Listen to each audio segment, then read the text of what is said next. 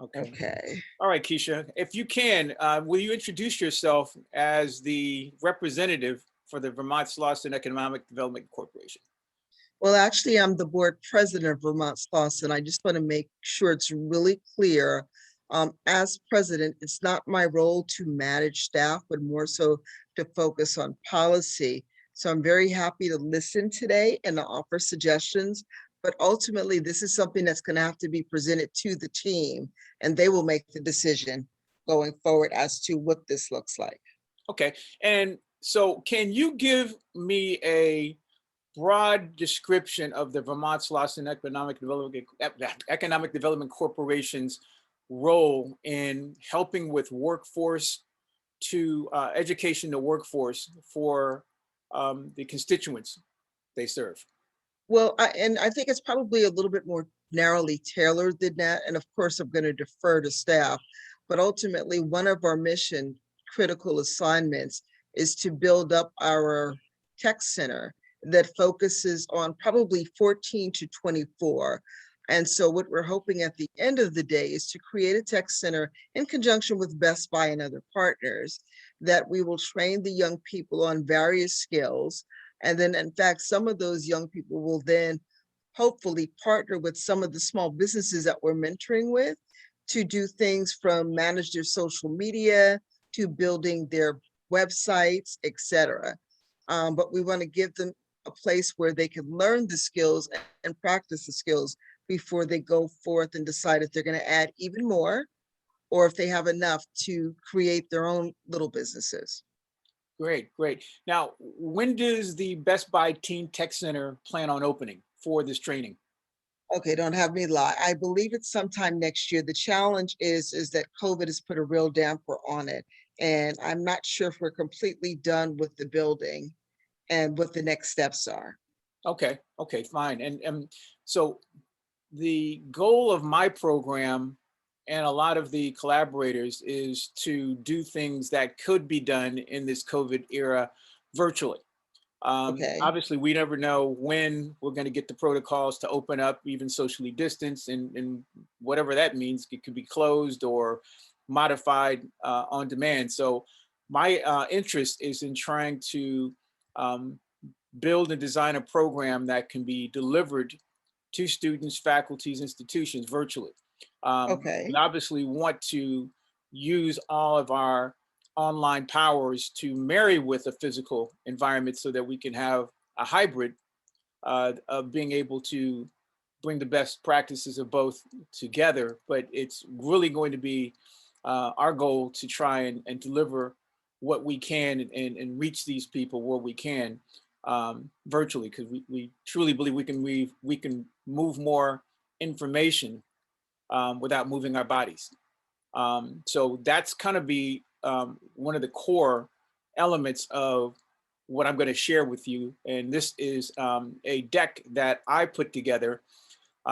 It was modified by me, but it was delivered to a couple of clients who are actually in the position to start looking at presenting to their uh, teams whether or not this is something that would work.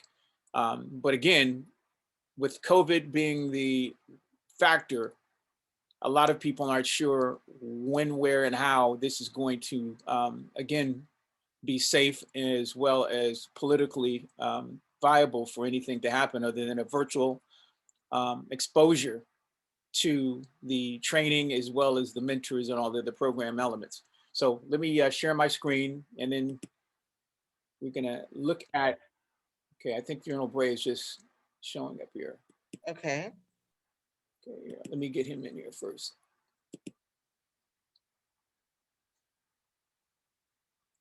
And Keisha, can you repeat what you said to me about your role with Vermont Slauson Economic Development Corporation and the constituency to General Bray, because he'll be hearing this for the first time. Sure. So my Oh, role is the hold on, good let me make sure morning. we got him because I think he's still his audio is still connecting here. No worries. Kevin, General Bray, Keisha. we got you, and I've got Keisha. I'm Good the only person. morning. Yeah, I'm the only person that's got a live photo up. Everybody else has got their avatar. Okay, no, we got General Bray up there. Okay. Great. Yeah, Keisha, there's no chance of us seeing your wonderful face, is there? No, hair's not done. I don't like the color. Nope. Sorry. but Having a fight with my beautician. She died and she's like, oh, the color. No, I called her. I said, it's darker. She's like, yeah, they changed the chemical. I'm like, when were you going to tell me that? Uh-oh, watch out, Kevin, watch out. Yeah, those deadly hair designers, they have Yeah, a I was like, habit. yeah, this ain't working for me. I got you. I got you. Okay. So Well, good morning. So I think what Kevin wants me to repeat, General Bray, is that I'm here unofficially in my role as the board president of the Vermont Slauson Economic Development Corps. And as I explained to Kevin, and I take my role very seriously as board president, I don't manage staff. The only person, and I joke with the CEO, is the only person I can hire or fire is the CEO. Otherwise, me and the rest of the board are there to provide policy guidance. So I'm happy to listen to Kevin's presentation, provide some insight, but at the end of the day, that's a decision the staff will have to make, and they will have to engage with Kevin in terms of what can and cannot be done. And he's asking a little bit about, so our focus or foray into the workforce realm really is targeted, and it's workforce, youth, education, is we're building in conjunction with Best Buy, a clean tech center, excuse me, not a clean tech center, but a tech center for youth, a youth tech center.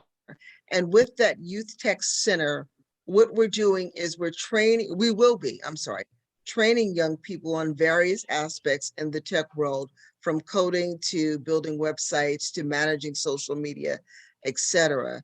The goal would be ultimately for these young people, who can be as young as 14 up to 24, will be for them to hopefully prepare work or work product for the small businesses that we support, who come in either at our incubator there or who participate in other programs that we have. This builds a portfolio for the young people, who provides a valuable service for the others. And then we could look at how do we transition them out to either into their own into career paths and or into their own small businesses. wow. Thank you. Thank you. Keisha, that will help General Bray tremendously, I think, catch up to speed with the focus that Dakar has, which is to create opportunities for young people who come from underserved, underrepresented, underappreciated, and disenfranchised communities. And that's a term that General Bray came up with, is UD3.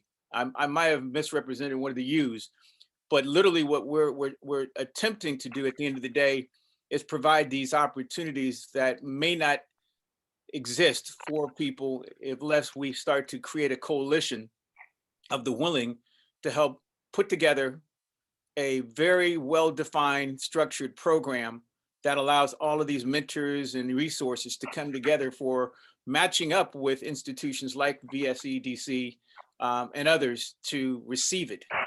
And again, it's really a task that we hope with these presentations to allow you to present or give us a chance to make the presentation, and then try to get some pilot program developed so that we can create some adoption for what it is we can believe can be best practices of integrating all of the things that are needed by the constituency, by the students themselves, and policy, law, and operational things will follow.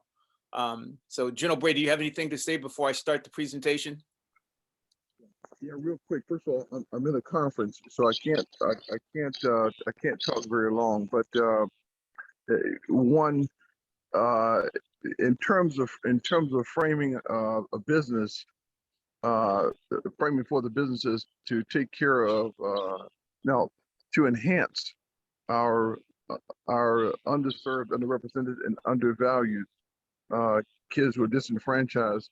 What we're looking for is, from my perspective, is twofold. Whatever the subject matter happens to be that we provide them, that they are not getting or augmented in their school system. At the top of the list, the thing I try to focus on is making sure that they understand that, one, they belong wherever they are. And meaning the first thing they have to do is understand themselves. We've got to get away from the narrative that, one, you don't have history. We got to get them away from the narrative that says you don't have, you're not quote unquote from here. You might not have been of here, but you're from here. More importantly, because these are the United States, especially, it is a place that has become the bowl for tossed salad. Because the folks who are here, the folks who are indigenous, they are migratory, even themselves. And the other folks that came here, they came here as immigrants that tried to dominate the turf. And they did so by utilizing different versions of labor. Many of us, African descent, came from slave labor. But from the very first bullet, I tried to instill in them, one, that this flag is theirs. The first guy to die for the design is this. And I try to show them through history.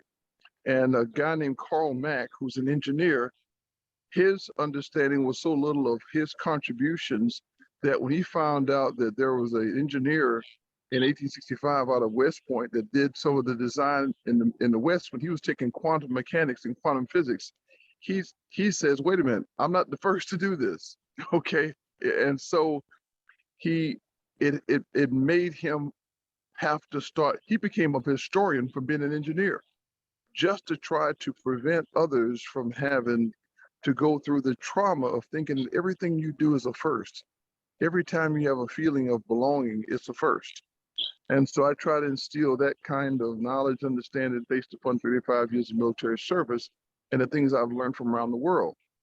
And at the same time, to elevate those who come from those communities. I had a young man from New York in 1999 who was stunned to find out that he was not the first person to serve from New York when I exposed him to the Harlem Hellfighters.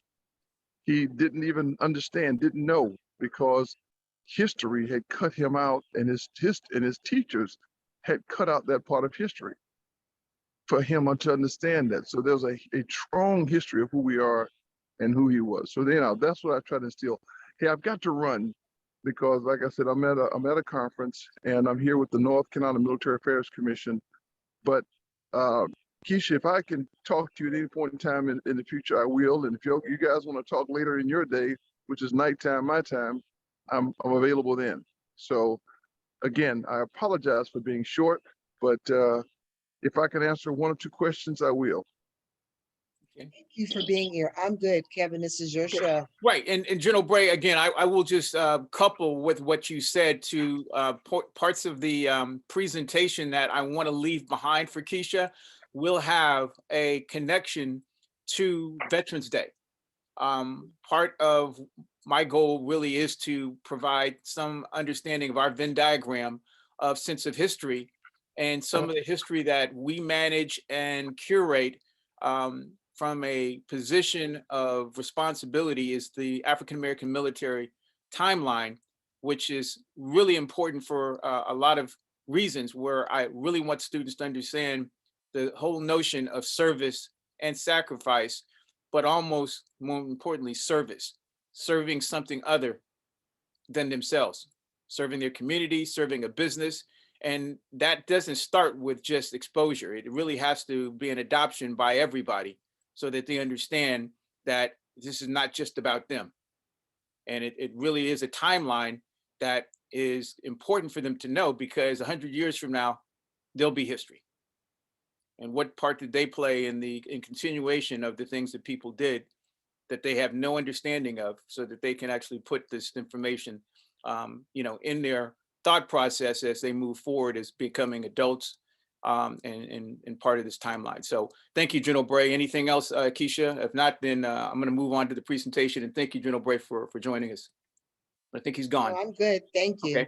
Okay. So Keisha, what I'm going to do is I'm going to share screen. Okay. Okay. All right. And you'll be able to see. All right. And the first thing I'm going to put up is this is not something that will be a leave behind for you to share with anybody, but this is my thoughts of where the who, what, where, why, and how of me putting the presentation that I'm going to show you quickly after this. So this is something that I can send to you via text. It's my blog. And this is my promotional opportunity to connect with people who want to be part of the Coalition of the Willing. So I'll just read, kind of the headings so that we can get to a couple of pieces of the video in here. So I'm actually asking people for a call to action to partner with us in delivering a program called the Digital Pathway Initiative that Jay Tucker wrote for me almost 8 years ago when he was at USC. And it's as good today as it was then in helping me to really get a narrative on what it is that I want to make sure that I have impact on across the board. Media, entertainment, and sports are the focus here in Southern California for me. And so the Digital Pathway Initiative, it talks about research, storytelling, management, tech, and media. So it's kind of broad, but it's very narrow in that these industries that connect with research, storytelling, management, tech, and media are the people that make up our mentorship database, our institutional databases, and all of the people who are part of this coalition of the willing and our Venn diagram. So it's called the Digital Pathway Initiative. Inside of this particular blog, you will see elements of what we've done to roll out Digital Pathway Initiative.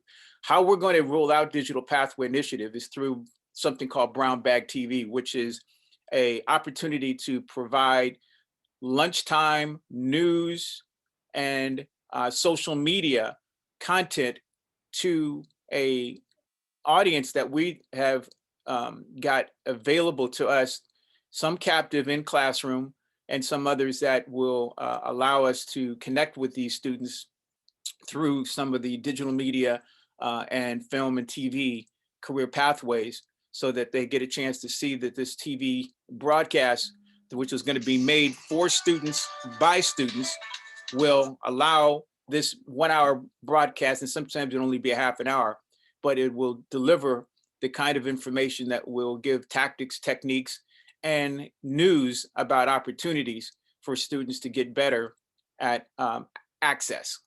And so DPI and Brown Bag TV will be the products that we will hope to deliver on Fridays at 12 noon. And so this blog will also have in it a video that, or actually this is a PowerPoint that I've digitized called the Digital Pathway Information Communicators Career Channel. So this career channel, we hope to have on several platforms. One would be Silo Cloud, which you know about. The other one will reside on a website that we're going to build with student participation, building the website for the channel.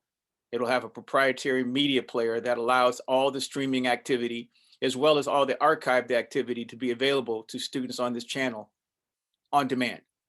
And so much like what the Persona system on Silo Cloud would be, is that we would have a channel dedicated to everything and anything workforce to media, tech, sports, entertainment, career pathways. So that will allow you to see that. And then we have just some video about some of our partners, the California State University Entertainment Alliance, for which I'm an advisor and a mentor to several students. Some are Masters of Fine Arts, some are undergrads, and some of them are employed by Dakar now, are part of our partnership. And then of course, the California Community College System, which is 2.1 million students in the state of California. Many of those campuses have programs in digital media and tech career pathways that would love to see some of the mentors and some of the workshops that we're going to provide for them. As part of DPI and Brown Bag's initiatives, what we plan on doing is doing a special edition of Brown Bag TV on Veterans Day. And we plan on using some content that I was a producer on. This particular piece of content was a PBS documentary that was a two-part, 2-hour documentary called For Love of Liberty. It was hosted by Colin Powell and Halle Berry. It won the NAACP Image Award for Outstanding Documentary in 2010 and the Producers Guild Award in 2011 for Outstanding Documentary. So we plan on using this as an opportunity to screen excerpts from it and then do Q&A and reaction video from a panel of people that would include Jen O'Bray, other veterans, and students that we select who can then help contextualize what they did, didn't know, and what they'd like to know about service and sacrifice, especially from a Black and Brown perspective. So that is what we plan on doing on November 11th. So it becomes a program that will be available online, live, so that we can actually get some engagement from students. Okay. I know TNVOC. Right. So this is an organization that you introduced me to, Ben Fatola. We've been in conversation about his organization and what they're doing to help provide opportunities for veterans. And so you'll see on this particular blog, this will be just a short testimonial from somebody who has been helped by TVNOC. We plan on using this as a potential business that we want to help, because when you go to TVNOC, you will see that there's a paucity of social media and outreach content that could help the website and obviously eventually help provide more testimonials than this young man did. Because you go to the YouTube site, you go to the Twitter, you go to the places where you would see some evidence of their engagement, and there's not enough, I think, that would allow them to say that they're satisfied with the kind of outreach. And so we would like to say that this would be the kind of business that we could take our student group with the mentors and help to work with Ben in figuring out a digital media content strategy. Okay. So the rest of this is just video that talks about the kind of modules that we would then provide. That would be almost a 90-day experience. This would go from Veterans Day all the way to the end of the semester and through the winter break. For those students who are going to be working with us, we're looking for 20 students, and we've preserved slots for people who want to be part of the team, who can basically consider themselves mentees that we're going to train to become master classmen. Their ability to understand and apply everything will be tested in their work they do on a particular business. It doesn't have to be Ben Vitola's. It could be some other business that they select, or we have a matchmaking system where they get a chance to interview one of the businesses, potentially in Vermont Slauson Economic Development Corporation, that needs a digital media content strategy and a digital footprint. Those things that you can immediately look at is looking at somebody's digital media footprint and being able to analyze what is the existing footprint and how to help them decide whether or not they want to extend it. And if they do, then we want to be able to provide free services that are student applied to helping them do that. It could be obviously fortifying their website, app development, and then obviously putting social media messaging out there so that they have the ability to reach their audience, as well as to start, creating measured content. And then we are able to then look at this as a case study to figure out how successful were we in creating kind of a student agency that helps that business understand the efficacy of the program and start to have a report that will give some analysis of what happened. And hopefully we then get a testimonial from that business that says, wow, this was really a helpful experience. And obviously then we can find more students and then more businesses to scale. So the modules that I plan on putting out there during this from Veterans Day to December through winter break, these are some of the modules. And I'll have different stakeholders. And I call them stakeholders because they are that. They're not just teachers, they're not just professionals, they're stakeholders in all the deliverables that we want to make sure happen for the students. So the first module, leapfrogging the current digital media landscape and the current crisis and beyond using integrated marketing and advertising. literally what we envision, and this is kind of a new area of agency work, is that the agencies that are really getting a lot of the work right now are the ones who can not just do the traditional 2D and even 3D advertising and marketing. They are now using all the different tools and all the different media solutions to integrate in the traditional to help analyze and create solutions for businesses and for studios and for anybody who's looking to extend their footprint and create a better activation and engagement program.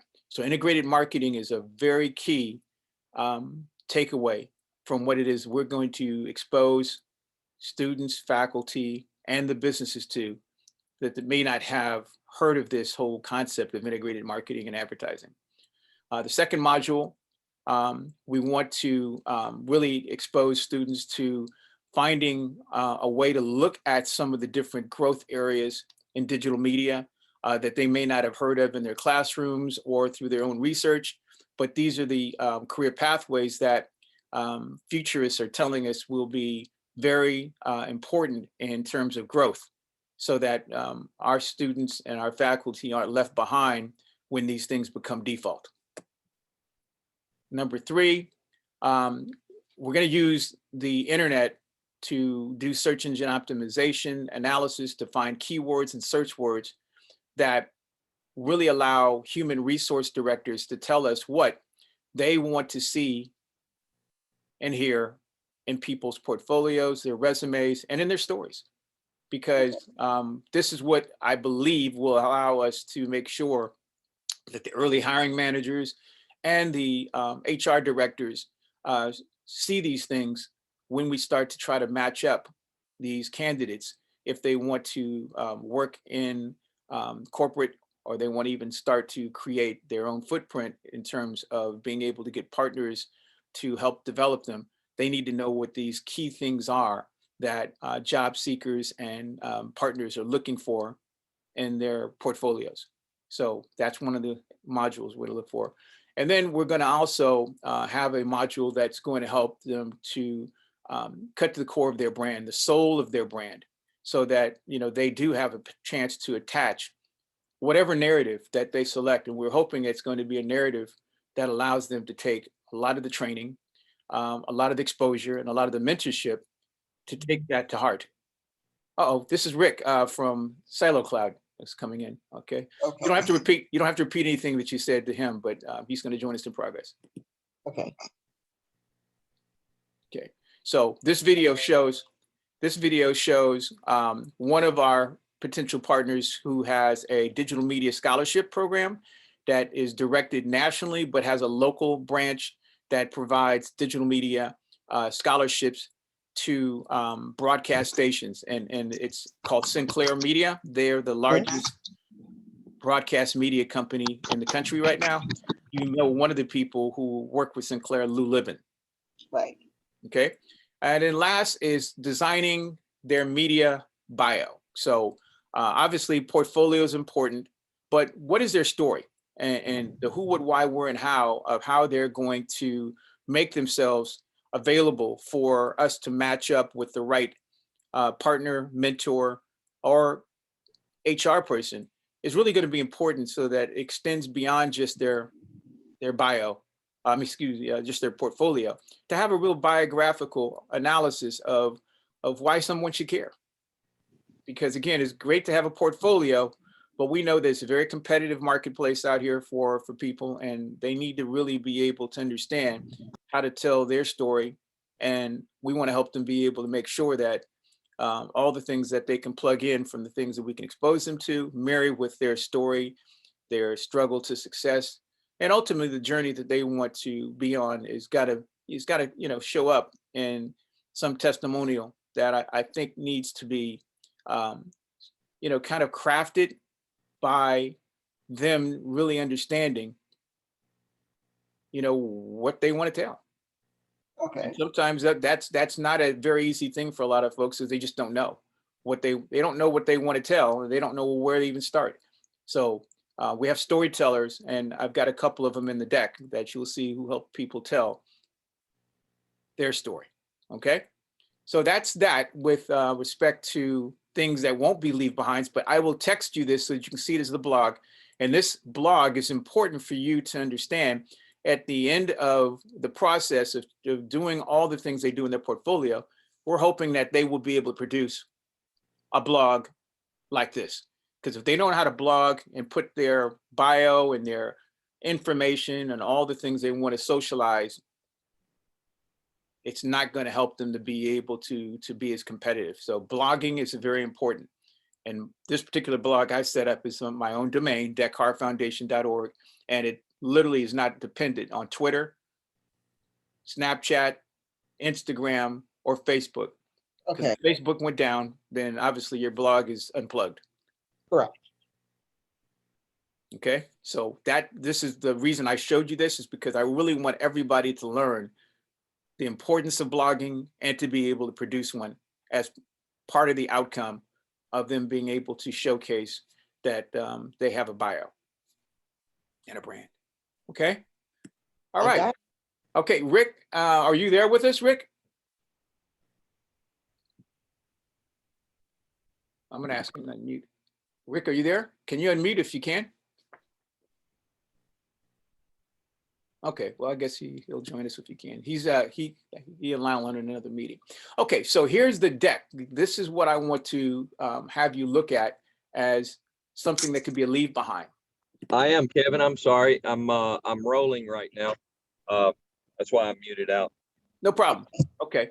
All right. So we've got Keisha and myself on the line. General Bray was with us for a few minutes and had to jump off. Okay. So Keisha, this is the deck that I want you to consider. And this, again, I will email this to you so that Okay. you can take a look at it. And then anything that works or doesn't work could provide a way for us to get a better presentation. If we're able to present to them, we will produce and present this iteration or that iteration of the deck that we cobble out. So let me say that I use that logo. Is that the logo that we would use if we were to do a presentation for them? I believe that's the proper one, but that I can confirm. Okay, so again, So that's me, yeah. we'll leave behind for you. Okay, and Keisha, this may be a duplication for you, but can you tell Rick who the Vermont Slauson Economic Development Corporation is? Again, I'm sorry to wear you out, but this might help him understand the value proposition for us. Well, Vermont Slauson was founded after, and I want to say after the riots, was it Rodney King? But basically was founded after civil unrest by Marva Smith Battle Bay. And her initial vision was there was a piece of property literally on the corner of Vermont and Slauson that she was able to get for a very nice price. And she leveraged that to develop, implement, and to continue to fund community-based programs that focused on economic vitality, job creation, and workforce training in that area. I am currently the board chair, and we've taken that mission and we're growing it, potentially expanding the area a little bit more broadly than what was a very narrowly tailored area. We are getting into everything from, we have some commercial property development, we've got some real estate assets. We continue to do technical assistance and other programs for small businesses. And we have a tech center that is being funded in part by Best Buy and others. So we're kind of growing off of all of those different areas. Okay, great. And Rick, this may have some value to Lyle, because when we talked almost 2 years ago about Lyle having a point of presence in Los Angeles, Keisha mentioned the Vermont Slauson Economic Development Corporation. I don't know if the time that they had the Best Buy Teen Tech Center, but we were in the process of developing it. Right. So what we talked about is if we could have a showcase for some of Lyle's capabilities, his technology capabilities, especially for OTT, to have a place where it could be almost an accelerator incubator for Lyle to start, providing some way to socialize his capabilities and interests in the Southern California area, much which what he's done for Oklahoma. And this was before, I think, Oklahoma became his beachhead. As a matter of fact, I think he had just moved back from China to the United States, and we talked about him having, I think Oklahoma was on the table, but he was thinking about LA becoming a satellite, an extension to what he was doing in Oklahoma. So nothing's changed from the position of myself in making sure that he has an opportunity to present himself to the LA community, specifically the Southern LA County community. And so, but this is again a long range look at what could happen if he understood the value of the Vermont Slauson Economic Development Corporation and being a partner, maybe a community partner to his corporate initiatives. So with that, any questions about that, Rick, before we move on? No, go ahead, Kevin. Okay, all right. So Keisha, this is the slide. So instead of me reading off of it, I want you to rifle through that. Okay.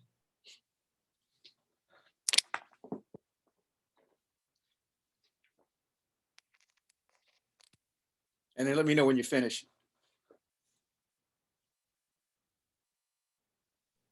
You can go to the next slide, please. Okay.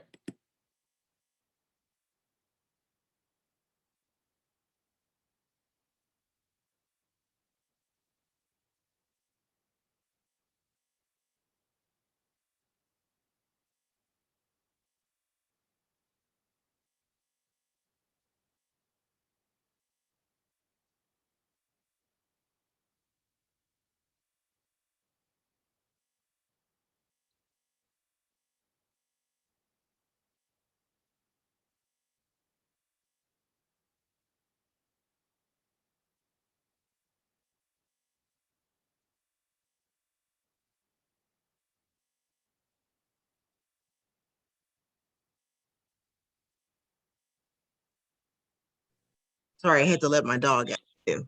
Okay. Okay. Okay, we can go to the next slide. Okay. So timeline, obviously, if you guys are doing an opening in sometime 2022, great.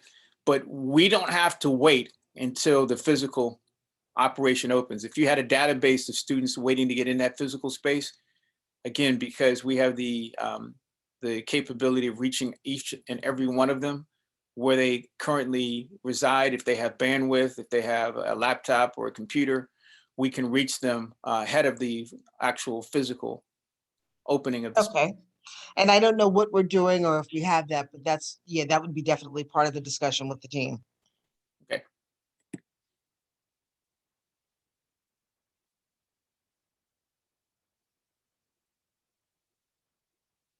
So let me describe a little bit about this. The 20 students we're looking for, we have already done outreach to Santa Monica College. They have a program called Promo Pathway. Promax is an organization of professional people in the areas of promotion broadcast that have created a fellowship with Santa Monica, the only community college that they've partnered with to create a fellowship that helps these students get very proficient in producing reels, broadcast reels. And at the, it's a very competitive process where those students get a chance to submit themselves for qualification, to compete for a slot.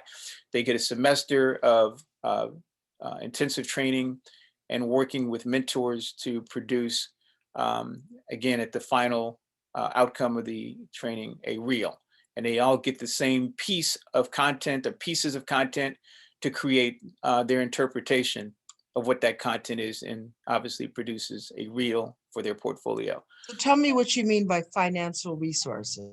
Well, so obviously to drive any of the things that we're planning on doing, we need servers, we need website development, we need all kinds of things that were going to cost money to build and to keep going. As a matter of fact, the financial part of what Dakar has brought on is that I've had for almost 10 years, all of my websites have been hosted by a company. Well, that company just went out of business. They're giving me all of my website stuff, but now I'm going to have to find a way to host on a server all of that content, all of that access. And so that's just the beginning of the cost of being able to put a program up that's going to be sustainable online. All the software that it takes to be able to produce all So of the if you were to come to them, Kevin, because I know what our financials look like as well. And part of our challenge is always going to be the operating dollars. We've got some capital, we got capital on Best Buy, et cetera. But that was before they even considered the possibility of one, you, and two, we're still looking for operating dollars for what Best Buy expects us to do. So I don't think coming in with an ask for capital or for cash is going to help. But if you, on the other hand, if you to say, this is the stuff that I want to deliver, and here's a potential grant resource we can go after that would do that, that's a different story. Okay, so let's say that we do have a value for what it is we're going to do, and then there's a cost to it. We'd have to identify a third-party grant or a Or partner funding, yeah, right, to operate with it. Okay, right. so let's say that we found a third party that would be interested in supporting this thing because the constituents, as well as um, the mission statement, marries with that corporation. Do you guys have any people that you would not, uh, let's say, consider for partnership?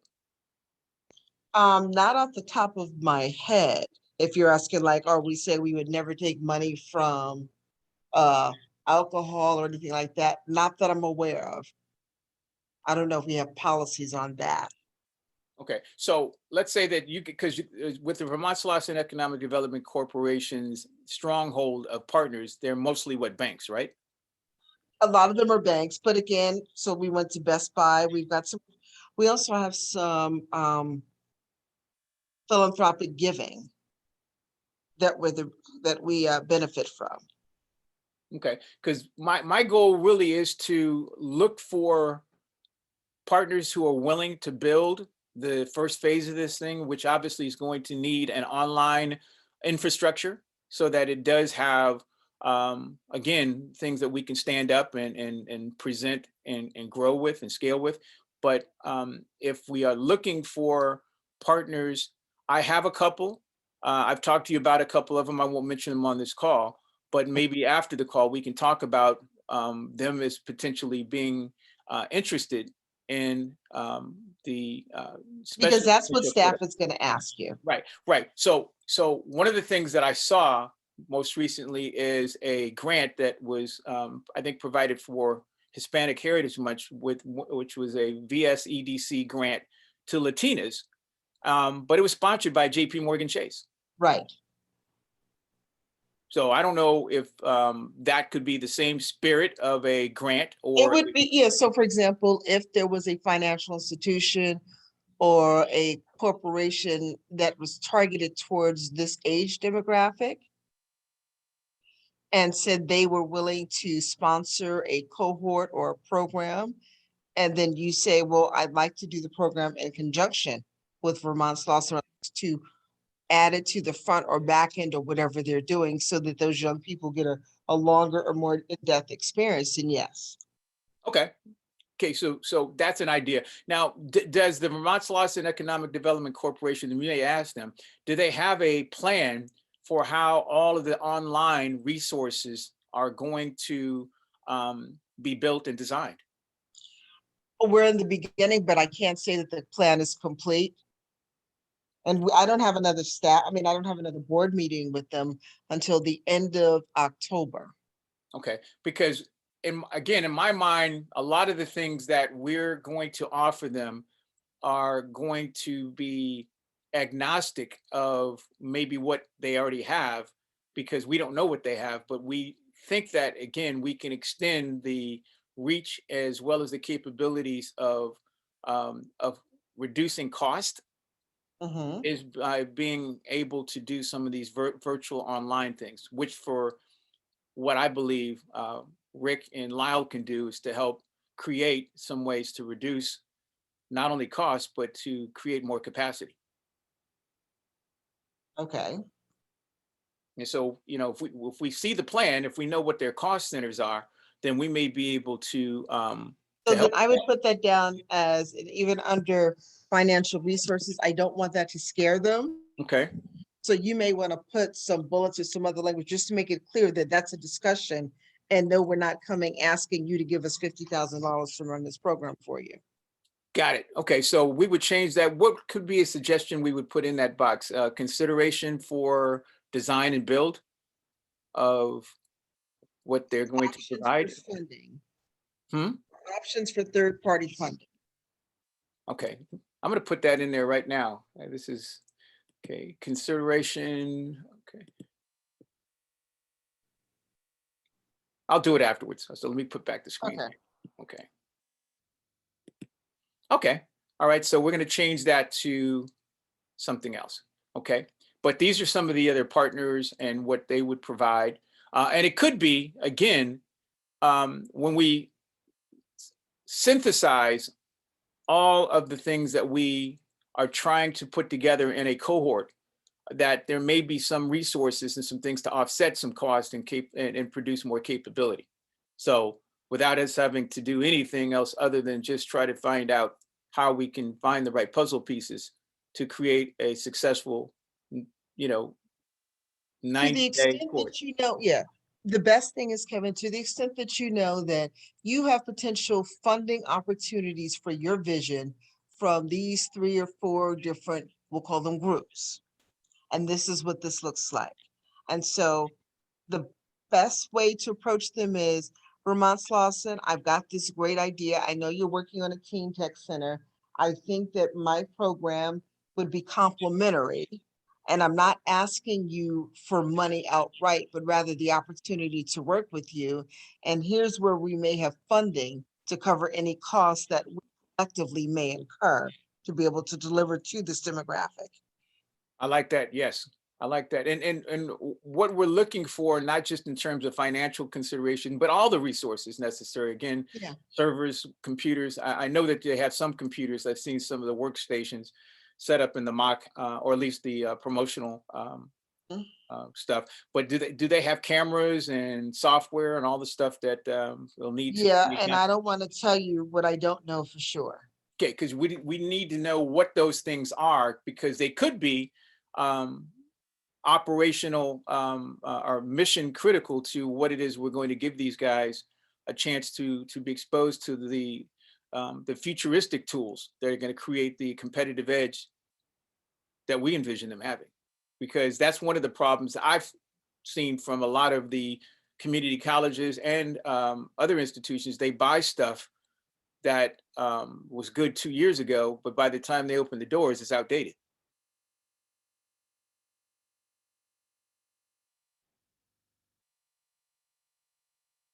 Hello?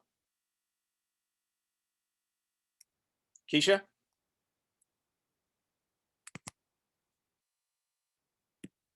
Keisha, you still there? Rick, are you still there? I am, sir. Okay.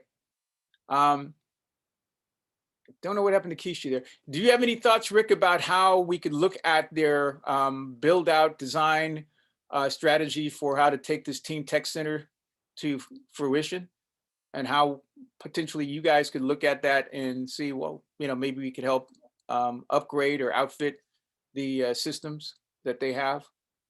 Keisha, you're muted.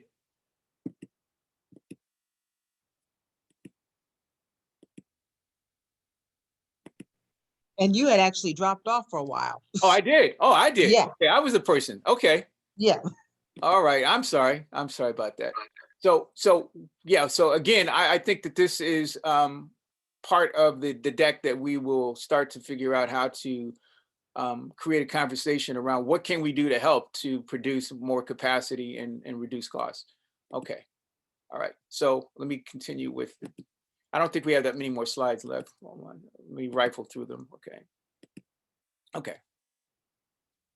So one of the things that we have upcoming is Mobile World Congress, which is everything 5G about mobile. And the conference is going to be in LA, socially distanced at the LA Convention Center. And I love to, if there's a couple of board members or yourself who could attend, I can get you a pass. I met Lyle at Mobile World Congress, LA 2019. So it's going to be Mobile World Congress 2021, October 26th through the 28th. And so at Mobile World Congress 2019, Hold power. on one second. Hold on one second. Sure.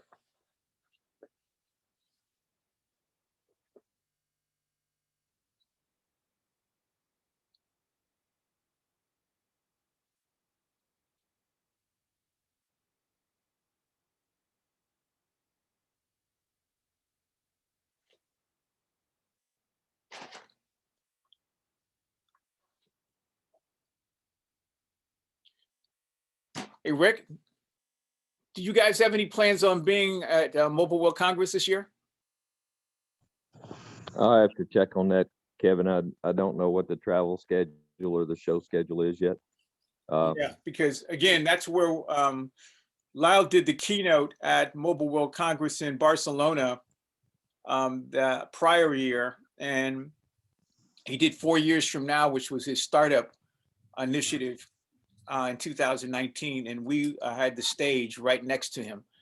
We were given a slot right next to him to do a presentation that we called When Worlds Collide, which was a panel that we broadcast from the LA Convention Center out to our schools who were able to see the live stream. And we simply just had a camera and a live, and a streaming device, and actually distributed through YouTube live streaming. And that was our first World When Worlds Collide episode. So we've done now 7 episodes of going inside of industry events to take panels, workshops when they were physical out to classrooms. But the last four have been done virtually in the last 2 years. These conferences are still happening, whether it be the National Association of Broadcasters, who just didn't do theirs in Vegas, CES, you name it, all of these inside industry conferences. We want to make sure that the students have some understanding of these conferences and what are the things that are happening inside of them, the keynote speeches, industry titans, and literally some inside baseball about what's happening in those industries, whether it be 5G, media, mobile. We want to be inside of all those to make sure that our students, again, through the lens of industry, get a chance to allow them to understand what's occurring and what's going to happen.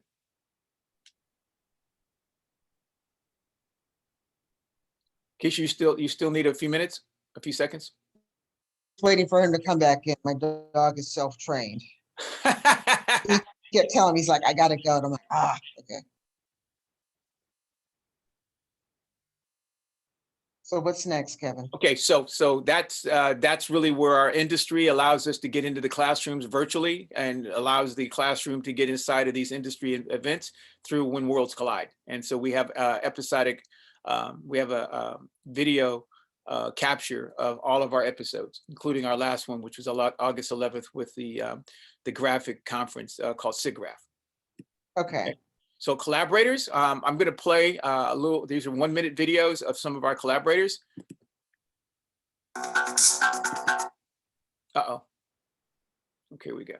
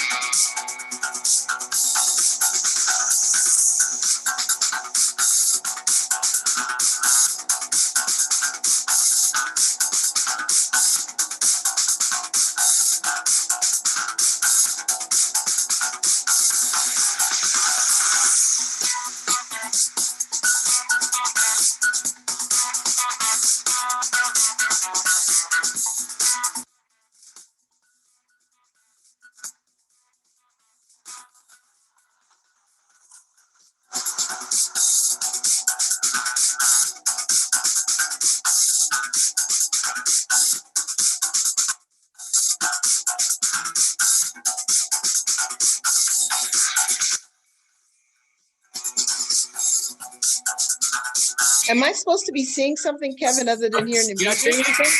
Oh, I just hear the music. okay.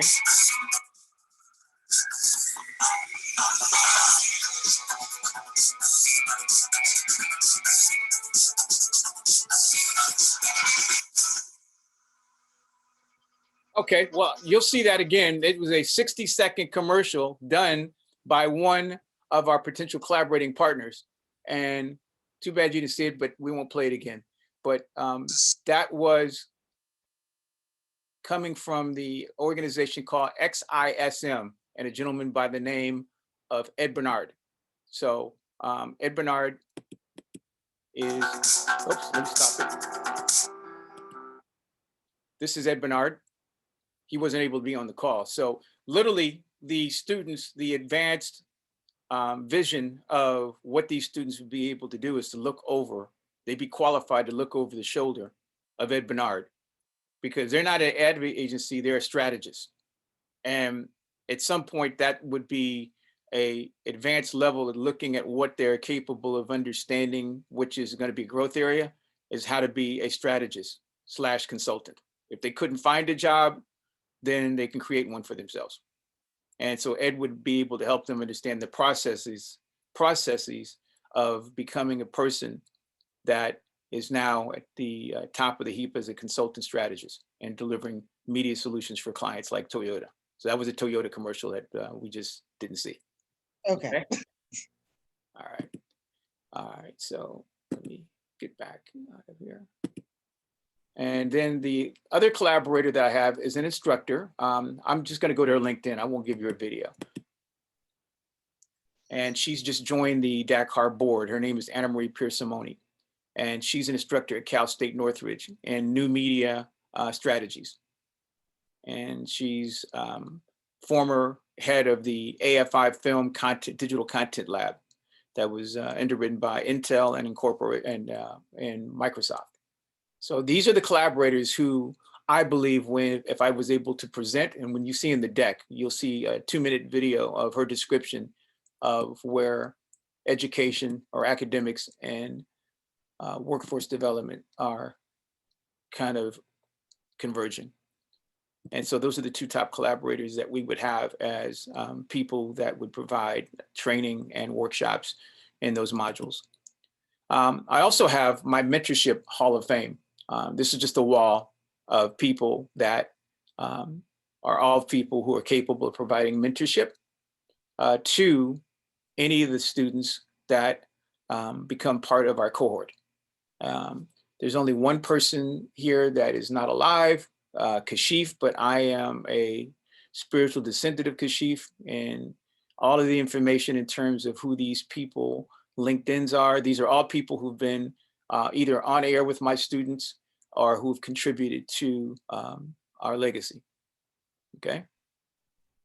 Because influencers are important, so they just need to know who these people are. This lady right here, third down on the first column, is Victoria Bowen. She's the lady that I think you've talked to before from the Department of Defense. So we had a conversation with her, and we'll have a follow-up one this week about the DoD and their programming strategy now that includes storytelling. They're looking at Dakar and General Bray helping them provide some product content development for the DoD, basically the stuff that's in our wheelhouse. So even doing a Veterans Day program allows them to understand how the storytelling can become something that we can distribute to all the HBCUs and all the other people that they're trying to influence. Okay. So, but again, everybody on this list is someone that we can reference and provide ways for you guys, if you were interested in them, to be able to access them. Okay. One of our other partners, we won't call them a collaborator, but a partner, are the LA Orange County Regional Consortium of Community Colleges. This is Charlotte Augustine's department, and there have been conversations with them ongoing about how they would play a role in one of our potential partner projects we're in discussions with right now. Oh, I don't want that. And the California State University Entertainment Alliance, this is just a deck, slide about the 23 campuses with the California State University Entertainment Alliance. What's important about them is that they've offered up an opportunity for people to take our course and get a 3 units of credit that would apply to a California State University. So let's say that there were people from your database who had some interest in advancing their educational careers by going to a 4-year university. They would get a 3 units of credit that they would apply to their submission for any California State University. But the most important part is that they'd be getting the exposure to all the curriculum and all the mentors and all the other elements of the program through the California State University Entertainment Alliance lens. Okay, and again, I mentioned conferences curriculum. So the most important thing is that there are industry conferences that Lyle and Rick go to, they travel to, and they are keynote speakers, they're presenters, they're exhibitors. I believe the students could gain tremendous value and virtually being inside of these conferences when and where they can, and when they're in LA, when things become available for people to attend them, they would then be tasked to go inside of these conferences as journalists. They would get a press credential, and the conference curriculum would allow them to research and interview these people, and then bring back that content, post-produce it, and then share it with their peers as some of the conversations and interviews with these key people. And if you can imagine, if they were to meet Lyle at a conference and then interview him, understand how to professionally meet him, shake his hand, get a business card, interview him, they would be equipped with that press credential to do so. And this is a level of professionalism and getting them ready to meet people beyond HR job interviews that would propel them into being able to understand how the industry really works, the inside of the industry. So, and then when they can, I've had a series of LA Times stories but done on me so that they can get some understanding of my my struggle to still connect with students virtually through the pandemic.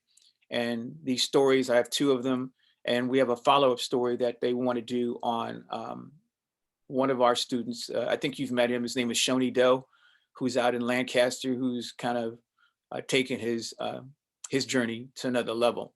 So the LA Times is very interested in stories about students who are in the community college system, who are fighting to get to a place of competitiveness and access to resources so that they can actually, get a shot, get their opportunity. So that's available too for them to know. My name is Kevin Clark. Okay. All right. And then some of our mentors, you've met Terrence, I think virtually. He's still at Redbox Entertainment. So he'd be very happy to talk about his role as a mentor and as a Dakar resource. For some reason, I can't get to the next slide. Okay, then this is information on me as the advisor for the California State University Entertainment Alliance. I have several programs with them ongoing and a mentorship designation beyond just being a vendor. And again, I did put this video together. This is kind of our why, but that's in the deck. And then a budget for what we're going to do to produce the real cost, hopefully the value, but then the cost of producing all of these things for a cohort to get from one point of conception to delivery. So literally the budget and how we're going to get there doesn't necessarily, because of the financial constraints of a company, doesn't prevent them from looking at what the budget is, so they understand what the cost centers are for producing this experience, and how we can start to find partners who can chip away at the cost. Because if nobody provides the cost, I have to do it. Okay, and that's the presentation that I want to be able to provide for you as a takeaway. Okay. Okay, now, any questions about this deck? Because again, I know we need to take the financial resources out, but that is, I think, a starter to create. I think it's the beginning of a good conversation. Yeah, and in part because I don't know, I know that one of our challenges is we're going to actually have to operate the center. I think you're very complimentary. I'm not sure who's going to operate it. We have an outside consultant who's working on, and some internal folks, at least for the initial part.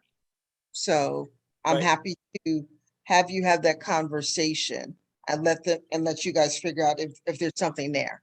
Right, and that's the most important thing, is to have a conversation about the vision and who has been selected as part of the rollout, and what their expectations are for us to be able to understand before we present anything.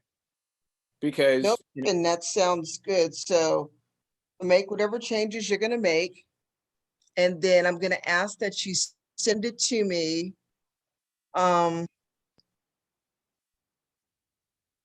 Remind me to tell you, they gave me an email there. I'm gonna have you send it there and say you would love to have a conversation with the team.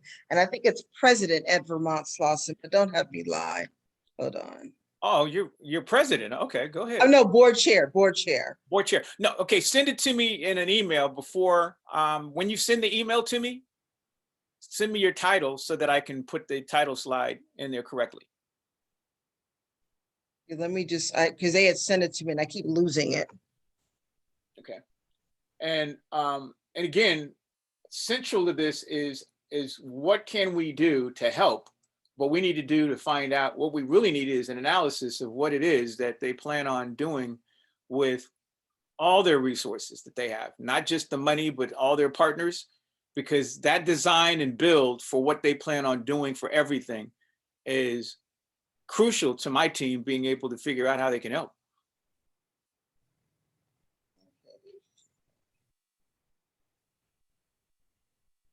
And I believe the trust factor that, that Lyle exists as a solution provider. I think that what I want to make sure that if I do get a chance to present to them, that all of the people I have are solution providers. They're not teachers, they're not trainers, they're not consultants. They are solution providers who need to look at a problem or an opportunity to figure out how they can enhance it. And that's the position that I want to try to take before I say I can do anything, because it's a very competitive place to try and get into a discussion about the 11th hour or 12th hour and helping somebody who already has decided a culture for which they want to operate in. Right. And so our interest is not just in their program, but hopefully they can become a partner in a project or program that's, I'm not going to say better, but different, and then it might have some extension points. And once I figure out how to log, oh, there it is. I am board chair at, okay, good. They kept the password because I sure wasn't going to remember that. Okay, and when you send me the email and your title, I will then make the changes, look it over before you do anything with it, and then I'll make sure that my my eyes send it back to you. But again, everything, including the videos that work inside of it, are again for your perusal. If we want to take the videos out, then we can. But I'd like to make sure that if we get a chance to present, we don't have to have them look at fumbling through the video inserts. Because at the end of the day, if I did get a chance to present, I'd like to have Rick and or Lyle present their value proposition again on how they could potentially work with Vermont Slauson Economic Development Corporation, as well as the Best Buy Team Tech Center, and showcasing their Okay. capabilities. So that might be, is that too much? Maybe the two-pronged attack, looking at helping VSEDC and Best Buy with Lyle's group? Well, yeah, well, focus first on VSEDC, and if it works out well, they'll be able to backdoor you to Best Buy, because they'll be part of that. Okay. Okay. So And now let me see. Okay, Kevin, give me your email that you wanted to go to. okay, Kevin Clark, all one word, at Dakar Foundation, all one word, .org. DAKAR Foundation.org. Kevin, KEVINCLARK.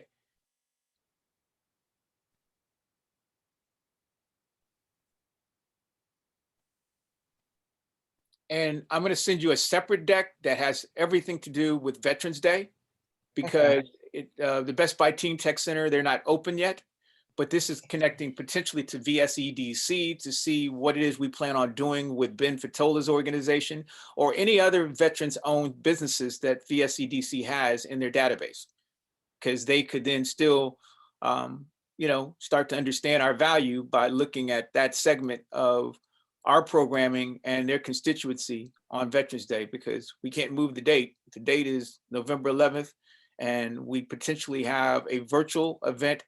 It could be a physical event, but it's going to be done by virtual right now. General Brave will be hosting it, and we have several ways that we're going to showcase why we don't let the corona pandemic stop us from producing, ways to share and to connect with people, to educate as well as to inform them on things that they need to know about. And that's really Okay, I'm just key. trying to figure out how to send this out and did something internally. I could see the emails. Send. It's not going anywhere. Well, just text it to me, Keisha. Just text it to me. Yeah, because I looked for this. Okay, let me mess with this and I'll find it. Okay, text it to me, and I'm going to work on changing the deck. So there'll be two pieces again. One, the overarching larger presentation that we'd like to make to them about how we can help, and then a program to VSEDC about what we're going to do on Veterans Day. Okay. Okay. All I right. will- Okay. Thank you, Keisha. Any last comments, suggestions, Rick? No, sir. Oh, well, I think we've got enough here. So thanks for man, you spent a lot of time with me here. So thank you. Any comments, suggestions, remarks, Keisha, before we check off? No, I think I'm good. Okay. All right, great. All right. Well, I'll look, text me so I can send this back to you immediately. Okay. Okay, I will. All right. Thanks. Yes. Bye. Okay, bye.